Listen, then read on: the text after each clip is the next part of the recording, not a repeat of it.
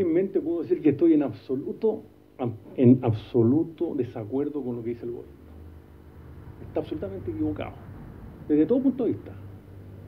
Yo les quiero recordar que esta Cámara, el 10 de enero del año 1825, no solamente declaró nula una ley, declaró insubsistente una constitución, la Constitución de 1823. Y eso fue a propósito, aquí tengo la acta, me las conseguí. En un museo me la dieron. Y esto fue a propósito de una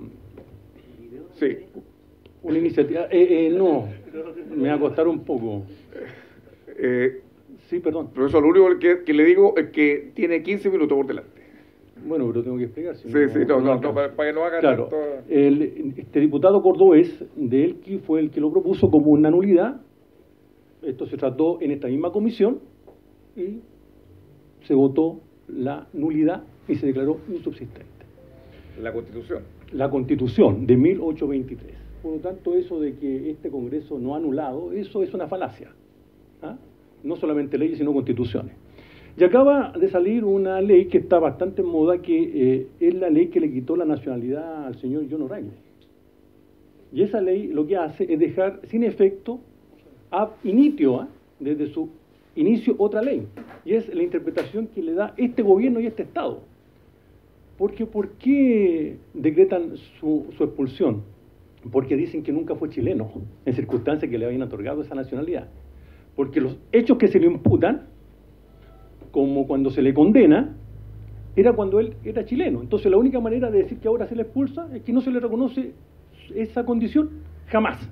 Él nunca fue chileno. Por lo tanto, una ley extinguió, derogó, declaró inexistente en los hechos y en la práctica a otra ley. Ab initio. Por eso es que están expulsando a este señor. Porque este señor dijo, oye, pero si yo no era extranjero en esa época, yo era chileno. No, pero es que esta ley, cuando usted le quita la nacionalidad, dice de que la otra ley no existe. Para que nos coloquemos en un contexto, aunque le digo al caballero, bueno, al colega. Ahora, el Congreso tiene facultades para anular una ley, y no solamente la tiene, sino que tiene el deber de hacerlo. ¿Y por qué tiene este deber?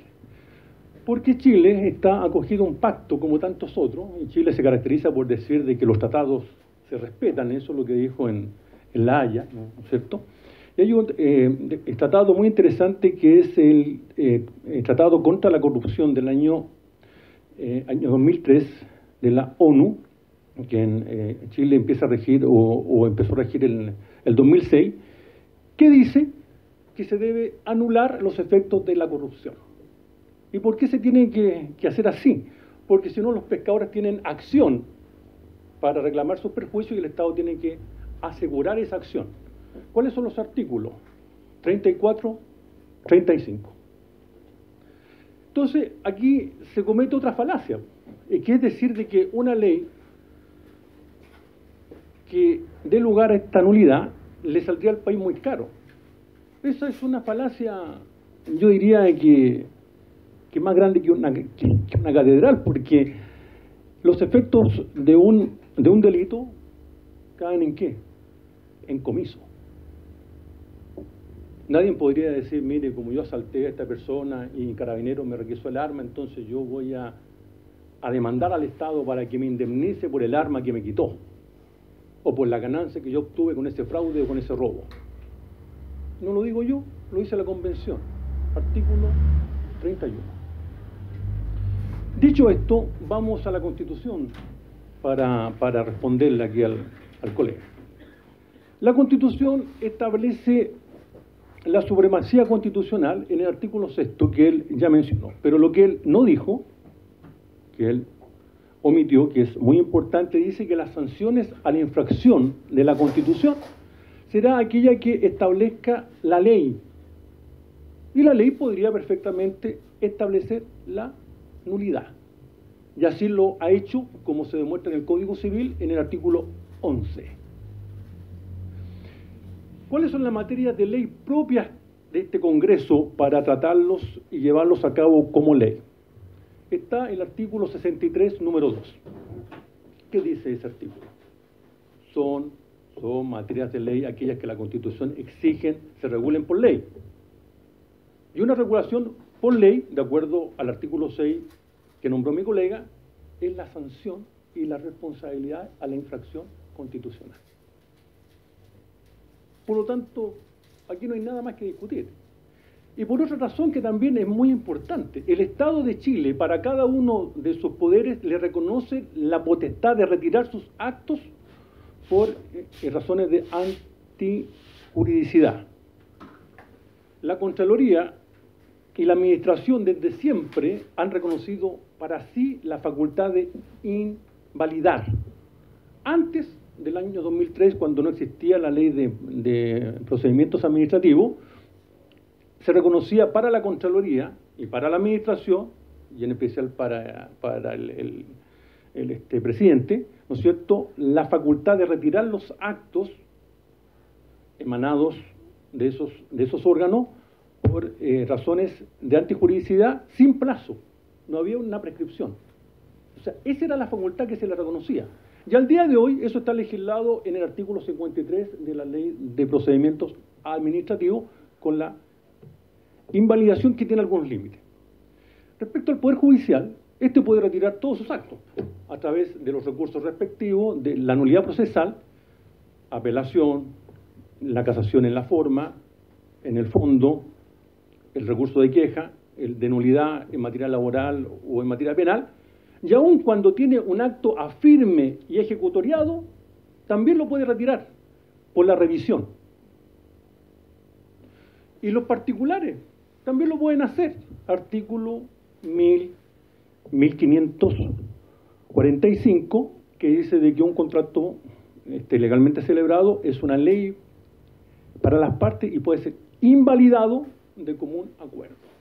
Entonces la pregunta es, ¿por qué este poder no va a tener esa facultad que se le reconoce a todos los otros en circunstancias que este es el que tiene más soberanía y legitimidad? Por eso es que puede fiscalizar los actos de gobierno.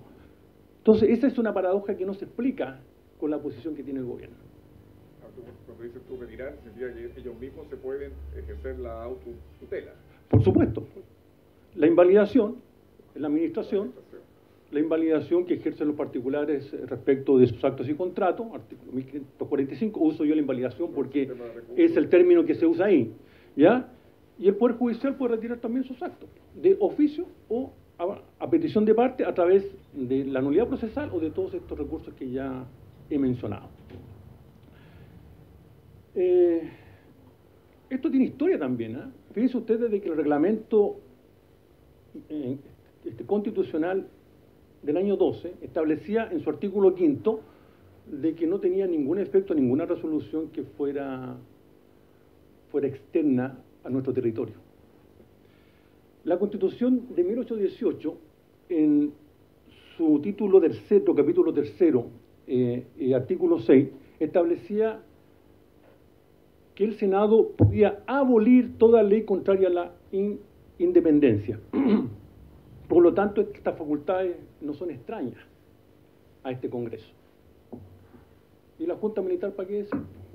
Dejó sin efecto la Constitución y le voy a nombrar los decretos ley a propósito de lo que usted estaba diciendo. Como son muchos, no me los puedo aprender de memoria, pero el 128, el 228, el 527, el 788, esos dejaron sin efecto el capítulo 10 de la Constitución del año 25, que dice relación con la modificación de la Constitución. La probidad, ¿es un factor relevante? ¿Genera una nulidad? ¿La probidad o la falta de ella? En este caso el cohecho. La respuesta categórica es sí. Porque cuando hay un interés que está comprometido en lo particular de un funcionario público, que es lo que decía aquí nuestro amigo y nuestro colega, a esta altura, ¿ya?, se produce una falta a la probidad que se traduce en una ausencia de competencia. ¿Y eso dónde se reconoce? Código Orgánico de Tribunales, en los jueces, en donde dice que un juez pierde la competencia cuando, ¿qué pierde? Su imparcialidad. Así lo dice, artículo 194, 195. ¿Qué dice sobre la administración, la ley? Artículo 62, número 6 de la Ley de Bases del Estado, perdón, ley de Bases Generales de la Administración del Estado, la 18.575, que quien tiene un interés particular en el ejercicio de una potestad pública tiene que abstenerse, es decir, pierde competencia. Por lo tanto, la falta de probidad es un vicio que afecta a la competencia del órgano.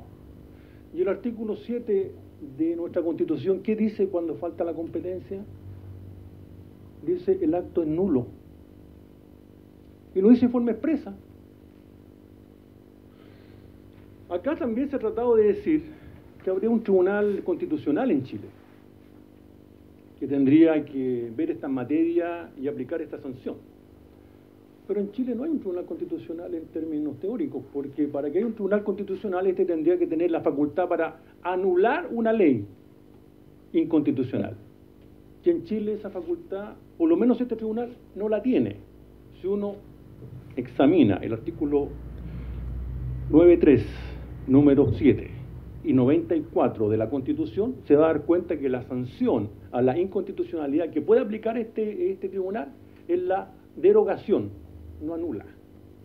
El que es un tribunal constitucional en toda su forma es el de España, que en su artículo 39, en su ley orgánica, dice que la sanción a la inconstitucionalidad es la nulidad.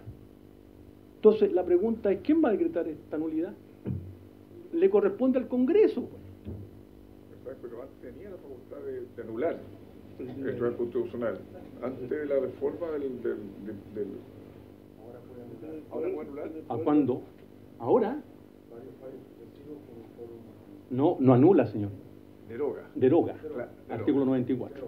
Es decir, el efecto de esa sentencia rige desde la publicación de ese fallo, no para atrás. Por lo tanto, decir que hay un supuesto tribunal que competiría con esa facultad con el Congreso es una falacia. No la resiste la Constitución actual. Quiero referirme... ¿Verdad? Sí. ¿El artículo 11 del Código Civil? Claro, el artículo 11 le da la potestad directa a este Congreso para anular un acto en la prevención de un fraude. Imagínense cuando se va de fraude. Si para prevenir le da la potestad para declarar un acto nulo, imagínense si se produce el fraude. ¿Lo dice textual? Textual lo dice. Ahora alguien me va a decir, sí, pero es que el Código Civil dice que la sanción es esta nulidad, pero tiene que declararlo un juez. No es así. Porque la redacción que tiene este artículo es distinta a la redacción que tiene el artículo 1683, en donde se dice que la facultad para anular le corresponde a un tribunal. En cambio, en el artículo 11 se dice que le corresponde a la ley, al legislador. Entonces ahí tenemos un ejemplo claro en donde nuestro Código Civil le entrega la potestad al legislador directamente para poder anular un acto. Dicho esto, quiero insistir en el cohecho. Yo no sé si tendré tiempo o ya no tengo ya. ¿O no? Estamos terminando. Vamos a tener que prolongar 15 minutos más. Ya. Última la hora. No, ustedes no. Hasta las 17:30. ¿De la hora? No, estamos de más. Yo ya me estaba yendo ya. Bueno, decidimos la hora. Entonces Ya no, siga. Bueno. Pasa que acá encontramos el artículo 11. Quiero leer lo ya. ¿Qué dice el artículo 11? A ver si me equivoqué. Artículo 11 dice, cuando la ley declara nulo algún acto con el fin expreso o tácito de precaver un fraude o de proveer a algún objeto de conveniencia pública o privada, no se dejará aplicar la ley aunque se pruebe que el acto que ella anula no ha sido fraudulento o contrario al fin de la ley. Cuando la ley declara nulo... No pasa que estoy tratando de entenderlo. Cuando la ley declara nulo algún acto con el fin expreso o tácito de precaver un fraude o de proveer a algún objeto de conveniencia pública, o privada, no se dejará de aplicar la ley, aunque se pruebe que el acto que ella anula, la ley, no ha sido fraudulento contrario al fin de la ley. Si quiere yo se lo explico. Ya, explica, Pero explica, es una explicación que yo creo que no viene al caso porque tiene que hablar. Porque aquí lo que está claro es que la potestad se la entrega a la ley, ¿no es cierto? Eso queda claro. Lo que hay que explicar es qué es lo que ahí dijo Bello. Bello dijo que si la ley dice, mire, fíjese que para prevenir, en este caso el cohecho, vamos a tomar esta medida, y aunque alguien diga, mire, pero fíjese usted de que aquí no hubo fraude, no, igual se aplica la ley porque lo que se sanciona es la forma, es la mera actividad. No se requiere de que el fraude se haya producido. Basta que la ley diga, para mí estos actos causan fraude o lo previenen, basta que se haga ese acto para que la ley diga esto es nulo. Y aunque alguien diga, oiga, pero yo no tenía la intención de defraudar, igual se aplica la ley. En esos términos está planteado. Por eso es que se habla de la prevención.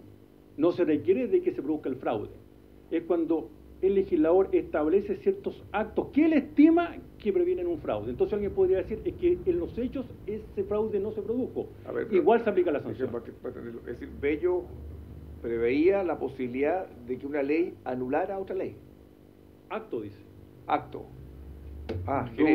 Donde no distingue el legislador, el intérprete no lo puede hacer. Es decir, este acto también sería la otra ley. Lógico. Sería el acto. Ya, bueno, continúe. Muy bien. Bueno, ya dejando claro de que este Congreso tiene la facultad, dejando claro que hay un montón de precedentes, entre ellos yo nombré 2, pero si le agregamos los decretos ley de la Junta de Gobierno, ahí tenemos muchos más. Me voy a dedicar al tema del cohecho. Disculpe, ¿esos decretos ley anulaban, dejaban sin efecto? El título 10 de la Constitución del 25, porque la modificaban sin decir que la modificaban. Entonces lo que pasó es que la Corte Suprema tuvo un gran problema en esa época, porque había gente que recurría de inaplicabilidad de esos decretos leyes. Entonces la Corte Suprema tenía que saber si esos decretos leyes estaban siendo el uso, o sea, estaban, mejor dicho, habían sido dictados o no de acuerdo a la potestad legislativa que tenía la Junta, caso en el cual se podía conocer de una inaplicabilidad, o si se habían dictado en virtud de una potestad pseudo constituyente. Porque si era constituyente y se le aclaraba eso a la Corte Suprema no podía declarar una inaplicabilidad de un acto que ya se le mencionaba que era constituyente, que era una constitución. Entonces lo que hizo la Junta puede decir, mire, para que usted lo tenga claro, cuando esta Junta diga blanco y la Constitución dice negro, usted va a entender que es blanco. Por lo tanto, se entendió de que la modificación a la Constitución no daba lugar a una inaplicabilidad cuando no quedaba claro si se había dictado o no de acuerdo a la potestad constituyente. ¿En consecuencia? En consecuencia, lo que se hizo es que se dejó sin efecto este capítulo 10 de la Constitución de 1925 que establecía cuáles eran las formas y los métodos y los procedimientos para modificarla, porque aquí la modificaban con un decreto ley nomás. Yeah. ¿No? Bueno, ¿por qué me quiero detener en el tema de este cohecho? Me refiero puntualmente al que se relaciona con la ley de pesca. Porque eso estaba regulado en el artículo 248 del Código Penal y ahora creo que es el 248 bis, que es cuando un funcionario público recibe un beneficio de tipo económico para dejar de cumplir algún deber.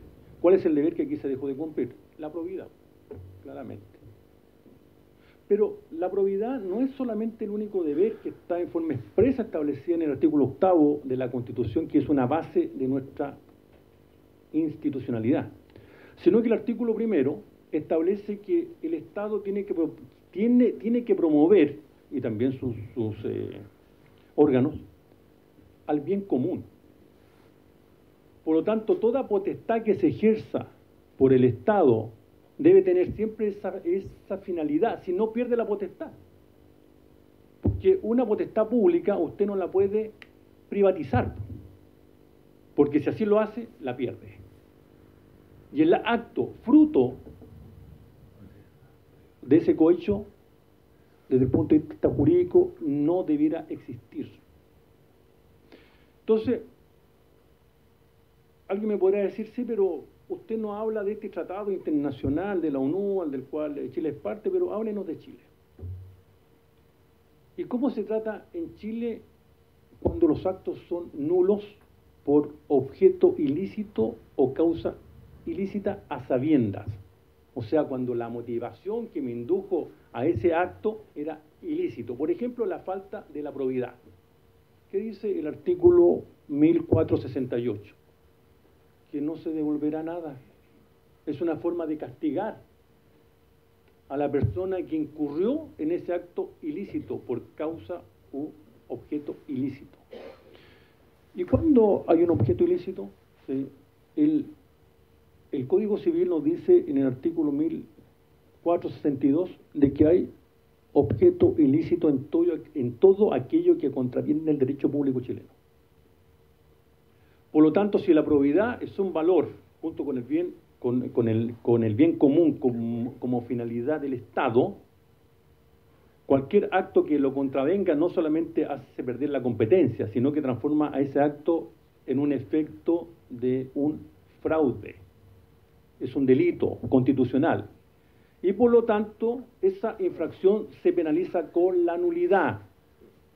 Y si alguien dice de que este Congreso no tiene la facultad, yo digo, váyanse al artículo 6 de la Carta Fundamental y van a encontrar de que la infracción a la Constitución tendrá las sanciones y responsabilidades que determine la ley. Por lo tanto, ustedes pueden establecer que ese tipo de infracciones se sancionan con la nulidad. No sé si hay alguna pregunta. Sí. El diputado Zafiro quiere hacerte alguna consulta, también el diputado Díaz, el diputado Boris, bueno, todos quieren hacer consulta. Diputado Zafiro. Es que hay una sentencia de la Corte Interamericana de Derechos Humanos que habla de declarar claramente la nulidad de aquellos decretos que hacían que por la vía de la amnistía o de la irretroactividad de la ley penal hacían impracticable la investigación de delitos de lesa humanidad, y decía que los estados debían anular dicha legislación. Bueno, entonces, y lo estamos diciendo, y lo está diciendo en una norma que probablemente es muchísimo más excepcional que las normas que rigen en materia civil, digamos, que son bastante más complejas de anular, cuando incluso está comprometido el principio de la irretroactividad de la ley penal o la aplicación del principio indubio pro reo. Ni siquiera eso lo reconoce la Corte Interamericana y dice no, eso los estados tienen que anularla cuando hacen imposible la investigación de delitos de lesa humanidad. Es decir, ahí hay otro caso de anulación que puede ser por la vía legislativa. El problema bueno, tengo que dar cuenta que el diputado Gabriel Asensio está reemplazando, bienvenido diputado, al diputado Matías Walker, que en esta sesión, esto para constancia de acta. Vamos a hacer vamos a escuchar primero a los diputados sus preguntas, a nuestros invitados, y posteriormente contestarán. Ya tienen una pregunta. Ahora, diputado Boris.